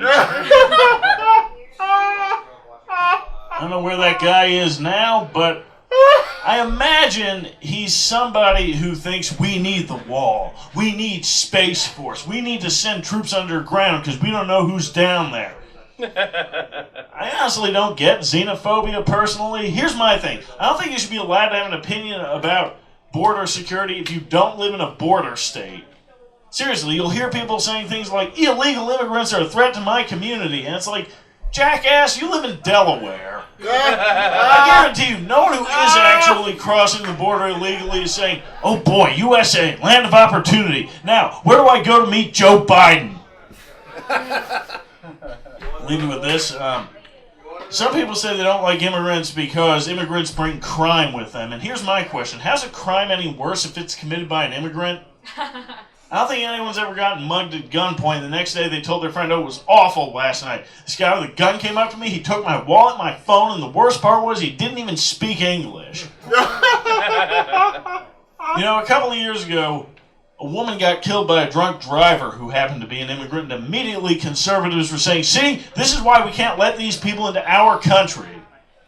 Why? Because they're taking away opportunities from American drunk drivers? All right, guys, that's it for me. Give it back to Thomas. Yes! Robert Rule, everybody! My favorite Muppet-sounding comedian. Our next comedian is Tom Chang! All right, thank you, Thomas. All right, give it up for all the comedians you've seen tonight. Yes! Alright, okay. I'm looking around and I realize I'm probably the oldest person in the room. Is anyone here over 50? No. Oh, come on. We just went over ages. I'm actually 47. I'll be 48 this year. I'm going to probably look back at this time and realize that this is probably a midlife crisis I'm going through. But that's okay. As midlife crisis goes, it's not a really destructive one. Let's see. But I've been doing stand-up comedy for like 2 years. I'm going into my third year. And I've met a lot of nice people doing stand-up. 2 years ago, I was doing an open mic, and two guys came up to me, really nice, and they said, hey, listen, you inspired us to do open mic comedy. We saw you at Durkin's. We thought you were funny, and you mentioned you were 45. And I felt flattered. I'm like, you know, I felt good that I inspired a couple people to get outside their comfort zone and do stand-up comedy. But at the same time, there's probably a 20-year-old comic that saw my act, and they're thinking, I really need to get myself a girlfriend. Okay, I have a short memory, so I have a list. Oh, okay, all right. Like I mentioned, I'm 47 and I'm single. I usually get a woo for that, but that's okay.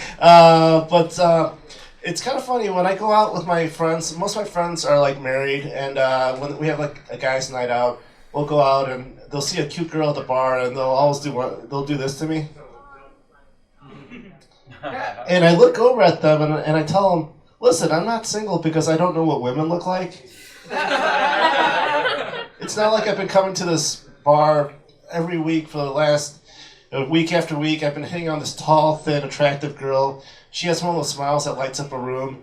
But she keeps giving me the cold shoulder. Then after the third week, I realized it was a lamp. That's... For some reason, that joke works. Oh, okay. All right. But I do have friends that are single, that are... I've got one friend, one of my old coworkers. He's a little bit older than me, and I don't know why he's still single. I mean, he's a good-looking guy. He's a nice guy. He's very successful, but he's really shy. I asked him, I'm like, hey, why don't you get on one of those dating apps? I think you would do really well.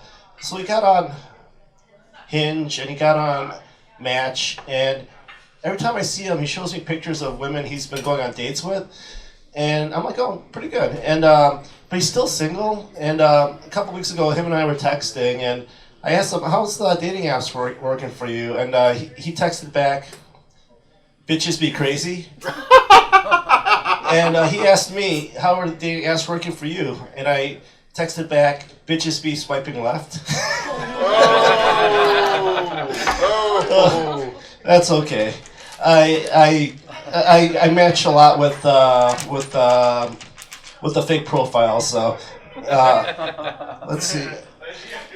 Okay. Well, like I said, I'm 47, and I guess I have to finally admit to myself that I don't want to settle down. I kind of like being single. I don't like commitment, and I think I want a friends with benefits arrangement. I came really close with a neighbor one time.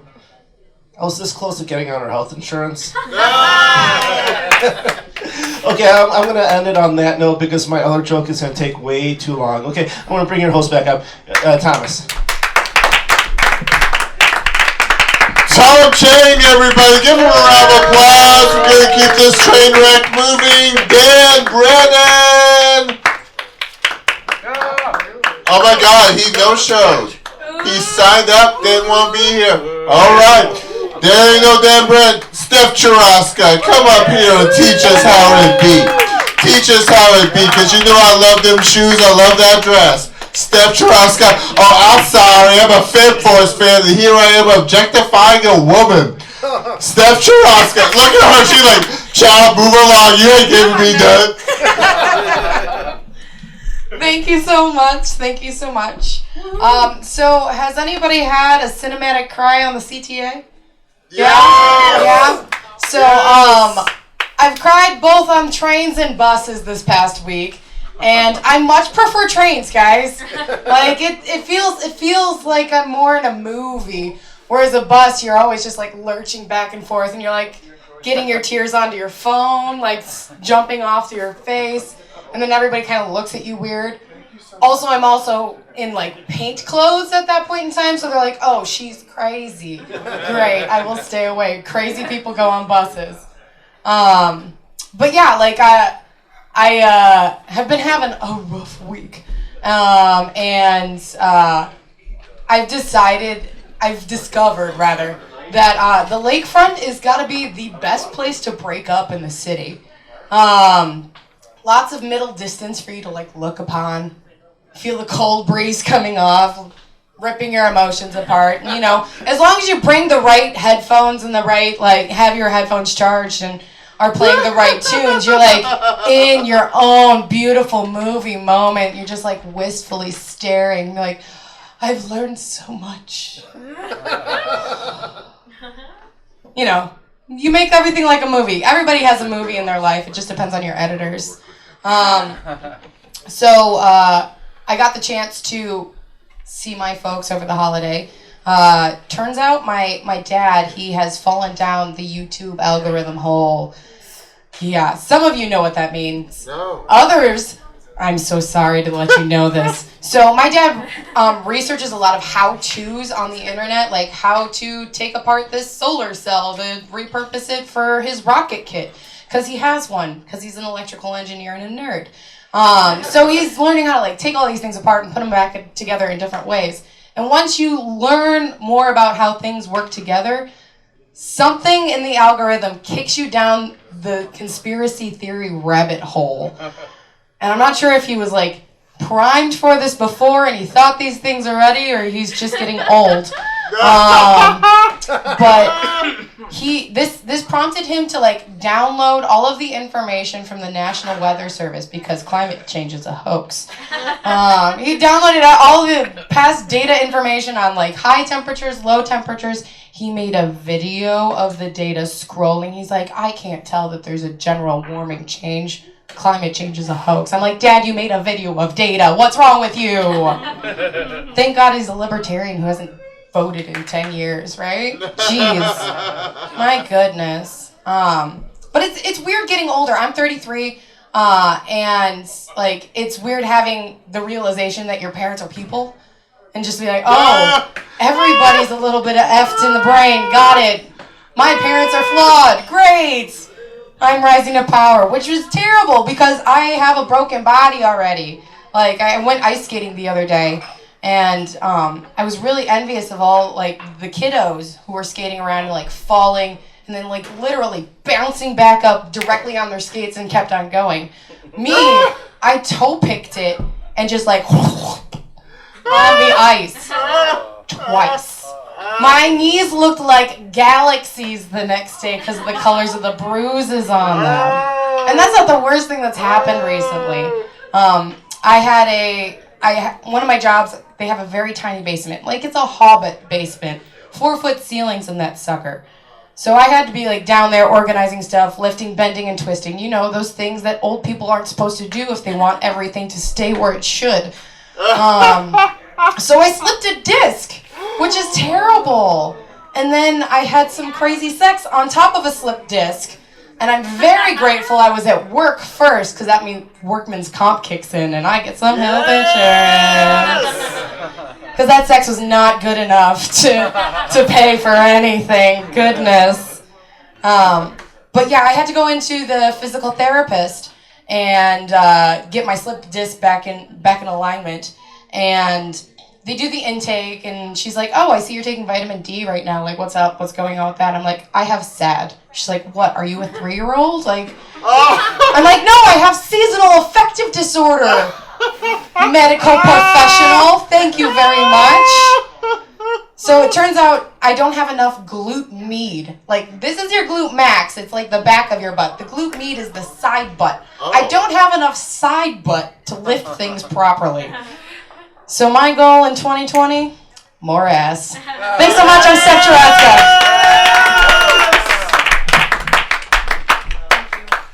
Steph Charaska, everybody! Asking for more ass, which means that our next comedian, a man of color, this becomes awkward, but we're just gonna work it through. Give a round of applause. This man, he was in a TV pilot with me that didn't go anywhere. Yes, he has the light eyes. Give a round of applause for Jeff Baylook! Thank you. All right. Is the mic? Yes, camera you rolling, are. mic rolling? Oh, yeah. All right. Okay. I just want to make sure because you got some hard editing skills to do tonight, sir. That's all I got to say. It's my day tomorrow. Exactly. That's a heck of a lot of editing.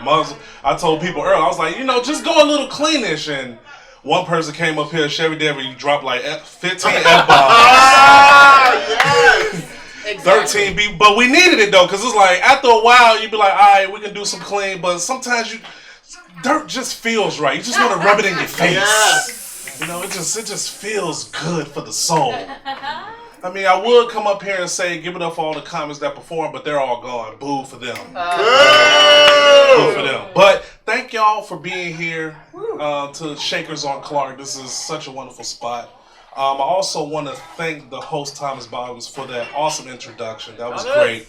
Because he told the truth. That was cool. We did have a TV pilot that failed. But where I'm going with this is that you got some hosts in Chicago that do terrible hosting to the point where when they bring you up, you get to the point where you're like, I'm like broke famous, but not famous.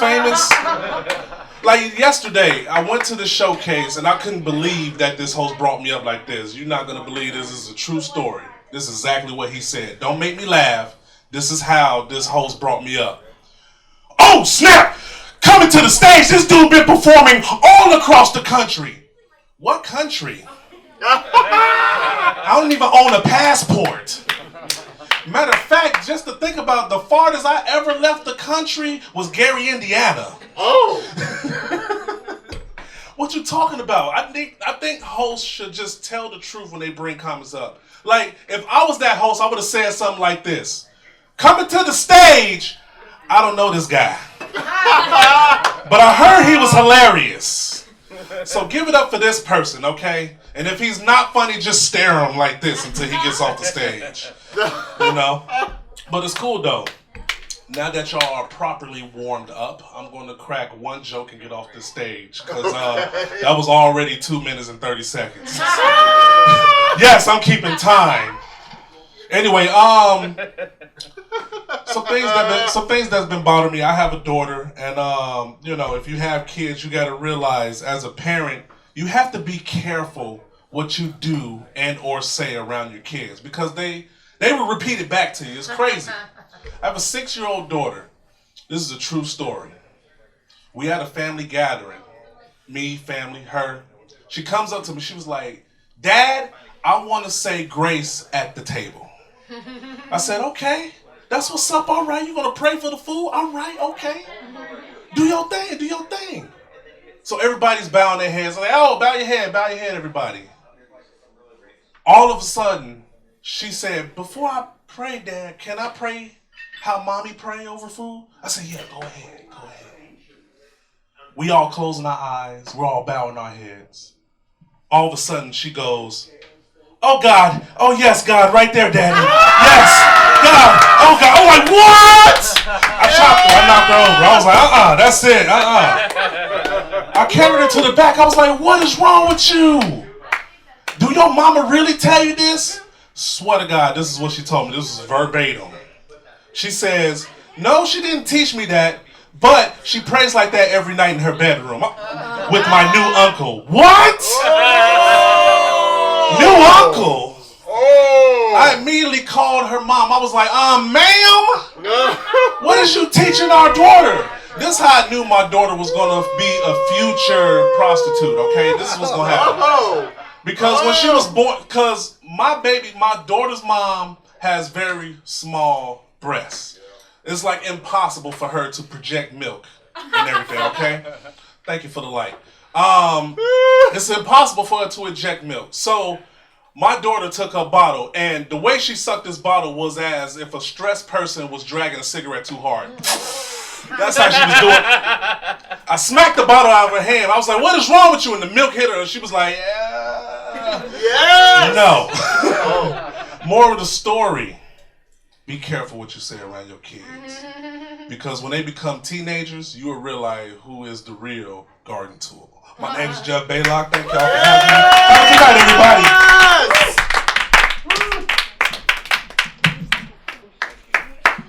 This has been Bottoms of the Barrel on Q4 Radio, AM 1680, Q4.org. Give a round of applause for Jeff Baylock, everybody, riding this one on out. He did a pilot with me. I painted my fingernails, and then the next time we had to shoot the same scene, someone said, "You know you didn't paint your nails." I'm like, flip. Round of applause for Jeff Baylock, everybody. Q4 Radio, AM 68, Q4.org. This has been Bottoms of the Barrel. We do this every third Tuesday at Shaker, 3160 North Clark. It is the comedy show with no budget, no future, no morals, aiming low for success. Whenever they say how low, I said, "Did the show happen?" They said yes. I said, "Success!"